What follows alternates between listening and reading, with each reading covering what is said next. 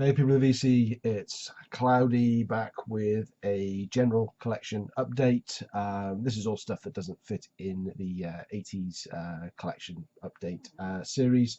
Um, some of this stuff is brand new. Some of this stuff I've had for a long time and just haven't got round to sticking it in a video yet. So I've grabbed a big handful and I'm going to dive in. Got lots to show, all kinds of different styles of rock and metal on show here. In fact, more of it towards probably the hard rock side than the metal, but hopefully a little bit for everyone. As usual, interested to hear your comments on what I'm showing. So let's get engage in the comments below. That's why I do it really. I kind of want to talk about my music that I love with you guys. So let's start off. So I've got a couple of Wolfmother albums to show. I love Wolfmother. I first got into them when I heard their debut album, and there was a song Apple Tree, and I actually thought it was a White Stripes song because it just sounded so similar. I found it was Wolfmother. Listened to that first album, and yeah, that's such an amazing album, which I still need to get on vinyl. But this is Cosmic Egg. This is their second album from 2009. So Wolfmother, for those that don't know, is they're not really a band anymore. They're more of a one-man project. Andrew Stockdale, Aussie guy, and it's kind of hard rock twixt with bit of stoner fuzz and psychedelic rock as well. Fantastic combination. It really works, and I love them. So this was 2009. So this is 4 years after the first album on Gatefold. Beautiful job, lovely artwork on the album. It's a double album, 16 tracks, and it's just plain back vinyl on these. In fact, this is one of those releases where the sleeve doesn't quite. It's a real squeeze to get in the records and the so they came in these polyline sleeves, and they all have both albums have a custom labels and the track list. But these polylined paper sleeves are actually quite big and bulky, and it's a real tight fit to get it back in here. So I'm not going to do that right now. And then between Cosmic Egg and Victorious is actually their fourth album, but they had a self-released album between Cosmic Egg and this one that's near impossible to get hold of. I think it was limited to about 500 copies and goes for ridiculous money. But Victorious is their most recent one from 2016. Again, it's a great album. The first one may be my favorite, but I've just loved everything that this guy's done. There he is, Andrew Stockdale. And this one comes with a nice color printed inner with the lyrics. Sticking with the Aussie rock theme, this is another hard rock band from Melbourne, and up until I think it was the end of 2016. Let's look at this.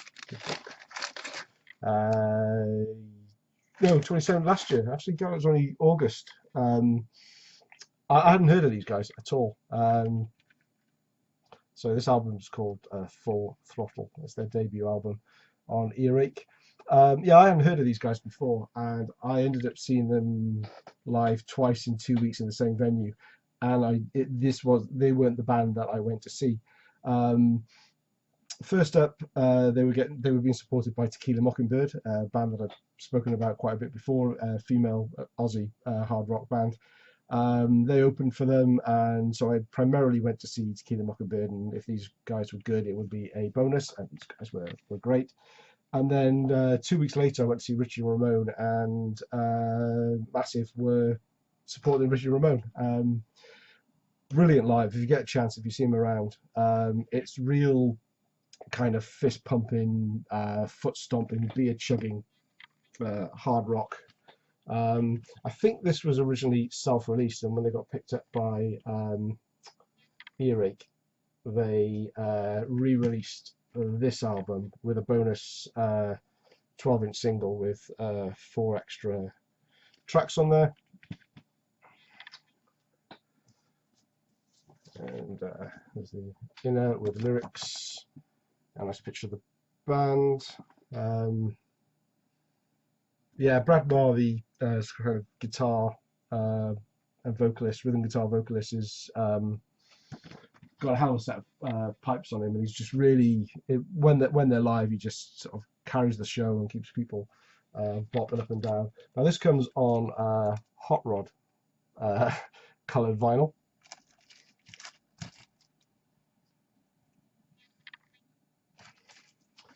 And where are we got here? Yeah, so this is the cover for the 12-inch that came with it. This also on Hot Rod. It's a good light. You can see, kind of captures some of the energy of them live here. Fantastic stuff. And I've also got their 2016 album. So that was 2014. This one is 2016. And this is Destination Somewhere. And I haven't played this one too much. The first album is so good, I kept reaching and going for that one and dismissing this one. But when I've given this one more spins this week, I just realised how great an album this is too. And they've got another album coming out this year. They've just changed drummer, I think, and can't wait. I hope they're going to come back and tour the UK this year, because I would definitely be going to see them as the first band on the bill this time around. So these I would have they had these albums at the gigs on the merch table, and I always like to try and support the bands I go and see. Certainly a lot of the gigs I go to, the tickets at sales are the ticket prices are fairly small anyway, and but they had their vinyl, but it was about £25, £25 each. And I checked on the Earache website, they were selling for about 13 quid each. So I bought a t-shirt from them to support them, but there was no way I was going to pay nearly double for the records, which is a shame because I could have got them signed on the night. But all right, call me a tight ass, but you know, that's a lot of money to shell out when you can get something a lot cheaper. I had it from a friend that's actually a bit more on the sort of music industry side, to say a lot of bands end up having to buy their own albums in order to be able to sell them at merch tables at their shows. So maybe that's what happens. It's the only way they can actually make a profit is to really hike the price up. But anyway, that's the inner for Destination Somewhere lyric sheet and thank yous. But do check out Massive. They are honestly absolutely fantastic. You won't regret doing that at all. Now we're going to go from, oh, I didn't show the vinyl. So that Destination Somewhere comes on this translucent burnt orange vinyl. Quite a flimsy vinyl as well. There we go. From Australia, we are going to go to Wales, and a band I talk about a lot, one of my favourite bands. So this isn't metal. It's not strictly hard rock either. It's probably more, well, it is alternate rock. But I've picked up a couple of Manic Street Preachers albums, and this is the 10th anniversary collector's edition of Send Away the Tigers. So the reissue came out in 2017, so the original album came out in 2007. It's the Manic's 8th studio album. Gatefold. This comes with the original album and a second disc which is full of demo tracks. It's got some really interesting demo tracks on it. I don't think it's something I'll play a lot, but it's got some what have I got in here? Cassette home acoustic demos. So just James Dean Bradfield, the guitarist and singer, he So Nicky Wire, bass player, he writes all the lyrics, and then James Dean Bradfield and Sean Moore, drummer, put the music behind it. So this is just kind of him with demos. Sometimes he doesn't even know, either the words haven't fully been written or he doesn't know them yet. And he's just kind of humming along to them while playing the songs, just very raw on a cassette tape. So that's interesting. But so not something I would necessarily play a lot. But um, for those that know the Manics, this is more of a guitar-driven rock than their previous album Lifeblood, which had a bit more of a sort of I guess keyboard electronic feel to it, which is also a great album. But this is probably one of my favourite 21st century Manic Street Preachers albums. But truth be told, I love them all. Manic Street Preachers are great at kind of writing infectious, radio-friendly songs, rock songs. And Your Love Alone Is Not Enough is the one on here, which was a collaboration with singer from the Cardigans, Nina Persson. Brilliant song, absolutely brilliant song. But Send Away the Tigers, Your Love Alone Is Not Enough, Indian Summer, Second Great Depression. I could go on. Every song on here is a winner for me. I will get people listening to the Manic Street Preachers. I will. Just the labels. And yeah, the inner sleeve. So Manic Street Preachers on their the artwork on their albums, they always like to kind of pick out profound quotes that you've never heard of before and stick them on the covers. We've got one from Arnold Newham and one from Wyndham Lewis, sorry, here.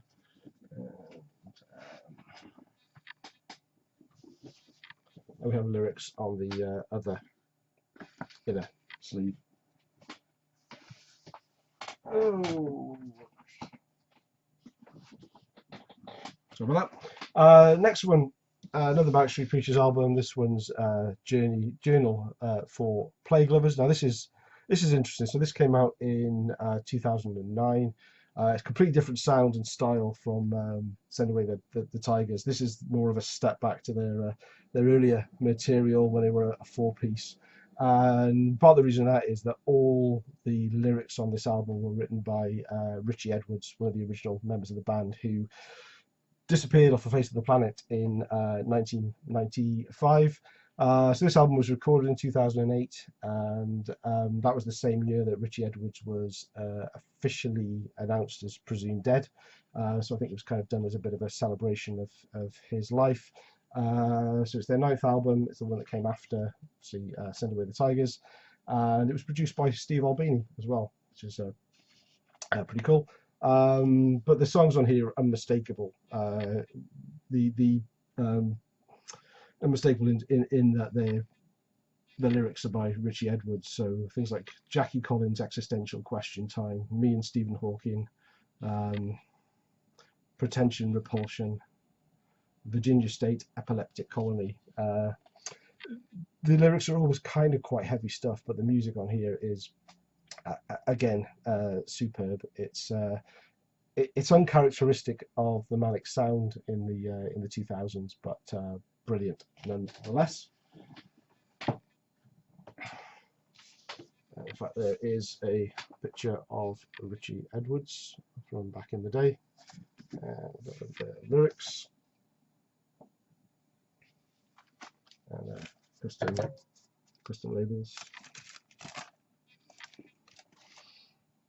Okay, back to some heavier stuff now, and we're going to do a little bit of stoner rock. Again, two albums from the same band. It's another band that I saw live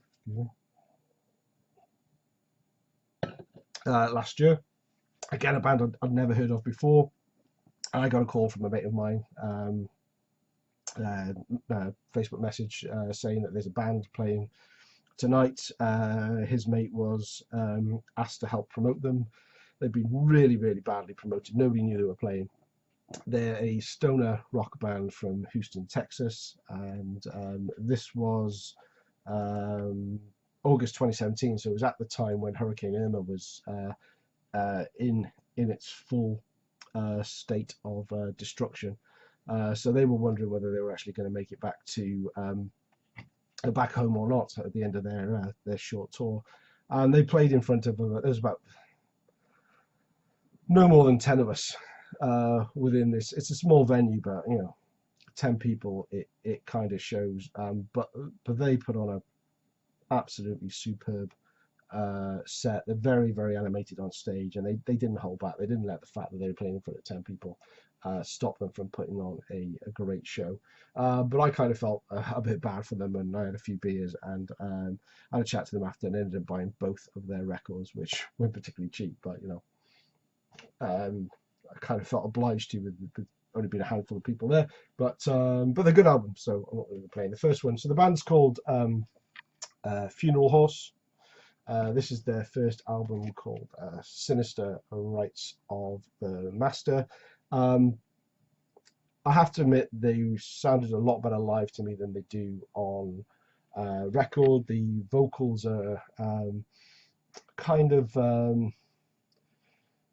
distorted, shouty, not shouty like death metal, but kind of shouty, and a little bit lower in the mix of the music. So, but enjoyable, so to say. I mean, if you look up songs like Working Man is one of my favorite on this one. On their albums, the album's called Sinister Rites of the Master. I don't know if you can read that. It looks like it's in German. I have no idea what that says. Die Finstier Ritten der Meister. It probably says Sinister Rites of the Master in German, but this is their first album, and this is from 2014. Sorry, on the side, it comes on a delightful kind of pink and powder blue splatter. One of the most picturesque colour vinyl I have. Beautiful label as well. Lovely. And a nicely printed, this is on almost like plain paper stock. It's almost got that feel that somebody's got a desktop publishing and they've done this themselves at home and printed it. It's kind of nice about that. And yeah, there's the band, 3-piece, cool stuff. I mentioned they've got 2 albums from them. Their second album from 2015 is Divinity for the Wicked, or as it says on there. You can read that yourself. Again,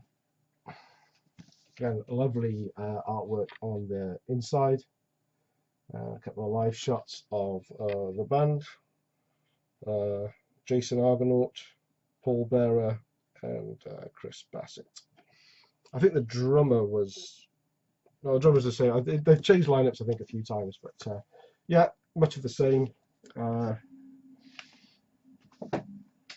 Again, nice labels, and another decidedly sort of self-produced feel to the note sheet on standard paper stock, which is fine. Does the job. I'm going into more traditional metal now. A band I got introduced to by Greg the Egg Blackmore Rules. He sent me their first album. This is their second album by Spell, called For None and All. It's a Canadian metal band. I think they were originally called Striker and changed their name because there was other bands called Striker from Canada as well. I love the first album. Got to admit, I'm a bit disappointed with this one. The Full Moon Sessions was the first album. The sound to me has changed somewhat on here. There's synthesizers are introduced into the mix, maybe a little bit more psychedelic sounding.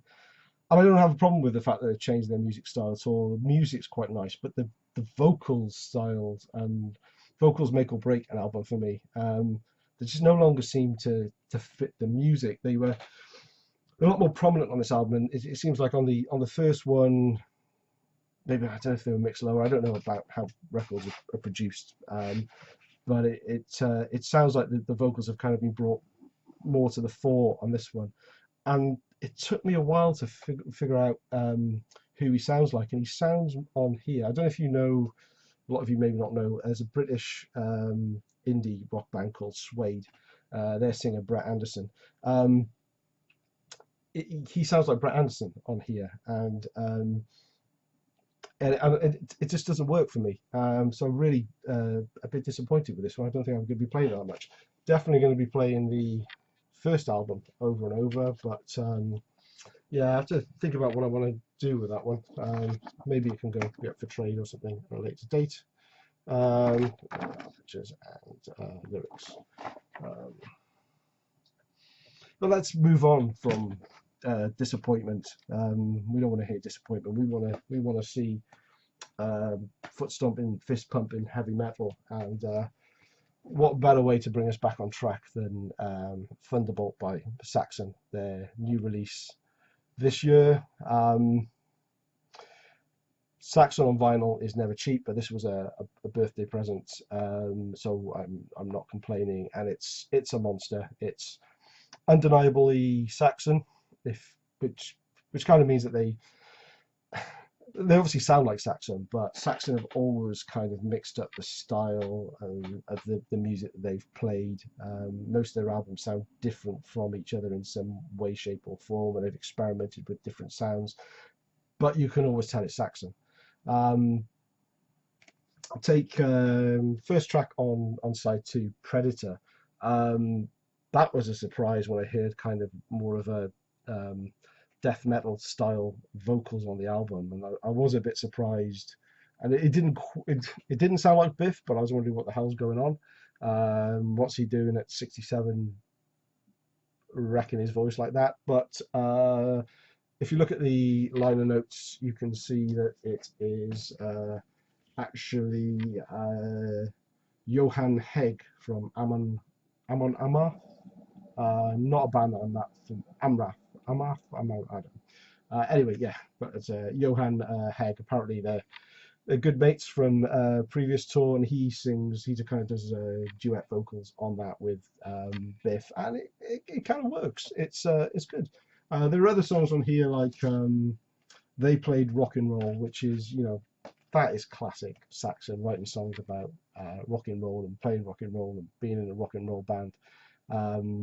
Yeah, brilliant. Really, really good album. I prefer it to the previous album, Battering Ram, although that is still a good album, but I do prefer this one. Really glad that they've come back with a killer album. And to think they're getting on to 70 now, and they're still able to put out quality music, and Biff has still got it. They don't sound like a tribute to themselves. A wee bit of glare, but there we go. Put a lot of the younger bands and younger boys and girls to shame, I think, when the old timers are still churning out quality stuff like this. The inner sleeve isn't the best to come with it. It's kind of shiny on the outside but rough on the inside where you put the record. So I've replaced out the nice red vinyl with my own inner sleeve. So great release. That was the first 2018 release I picked up this year. I'll just grab that off the floor before it gets trampled on. Next up, a band that I've got Mike Allen to thank for, so Metal Mickey, sorry, he pinged me, asked me if I'd heard of this band, and then went on to send me a few links. He's great at actually sending me links and trying to get me to listen to new music. It's kind of epic heavy metal, and I love that. In the vein of Man of War, but don't let that put you off. These don't sound like Man of War. This is Grand Magus.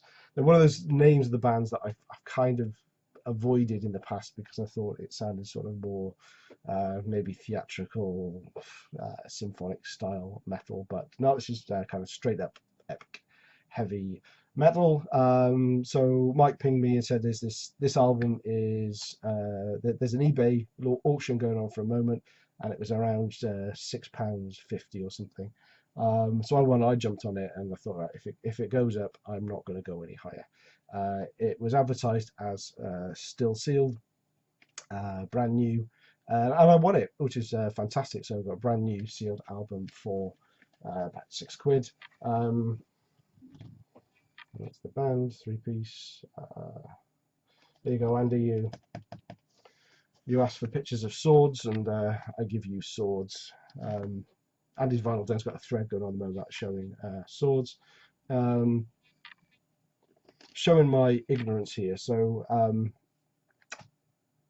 again, I was chatting through with Mike on Facebook, just saying that I even liked the song at the end, Stormbringer, with its Deep Purple style organ on. And those of you know me know I'm not a massive fan of Deep Purple, and he actually had to go and point out that it's a Deep Purple cover. So there we go. Bit embarrassing, but hey, what can I do? So yeah, so thanks, Mike, for putting me onto this one. When it did come in, I mean, it was sealed. It's got a big bash corner, and the vinyl is a little bit wobbly. But for £6, I'm not really going to complain that much. I actually think it was a sticker that was on the back.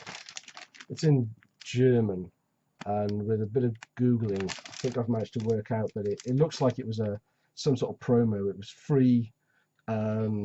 It was a free vinyl probably given out to certain people, so whoever's got it has sold it on. So came with a poster. Won't open it all the way. It's kind of A3 of the album cover, which is nice, and beautiful custom labels and a nice poly-lined sleeve.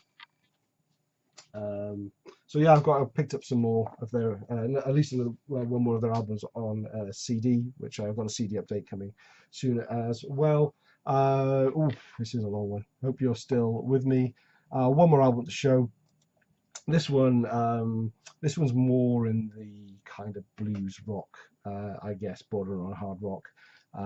Again, a band that I didn't really know. I was going through Amazon looking for something else, and I came across a band that the album cover looked interesting. Let me show you the album cover. So this is Rival Sons Hollow Bones, and it said vinyl, and it said the price was £6.70, which I thought, you sure? So I bought it, and I had to listen to it. I didn't just blind buy it.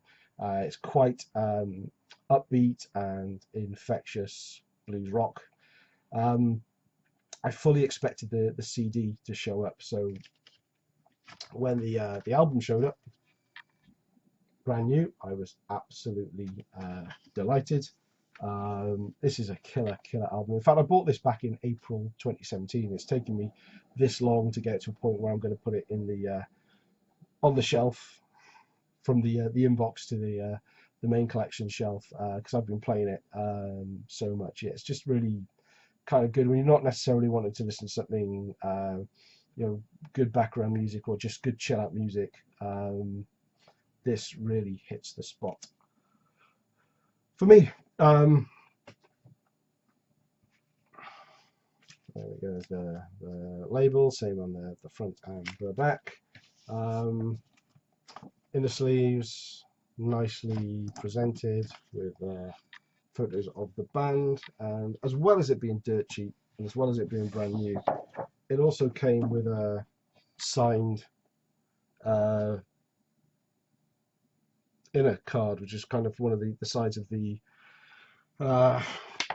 inner sleeve in black and white, and 1, 2, 3, 4, 5, that's a chair. 4 signatures for the guys in the band, so that was kind of cool, a little bonus. Right, let's see if we can just finish up within 30 minutes. Thank you very much for watching. More updates coming up soon. Had a slew of competitions that I've just done. yeah, check me out on Facebook, Cloudy Milder Facebook page. Got my 50 likes and followers on there, so that's really great. Enjoying the banter that I'm having with you guys that have following me on there. Instagram as well, Cloudy Milder. You can see what I'm spinning, when I'm spinning it, and get a hint of what's going to come up in future videos. Again, thank you very much for watching. I'll see you again soon. Cheers.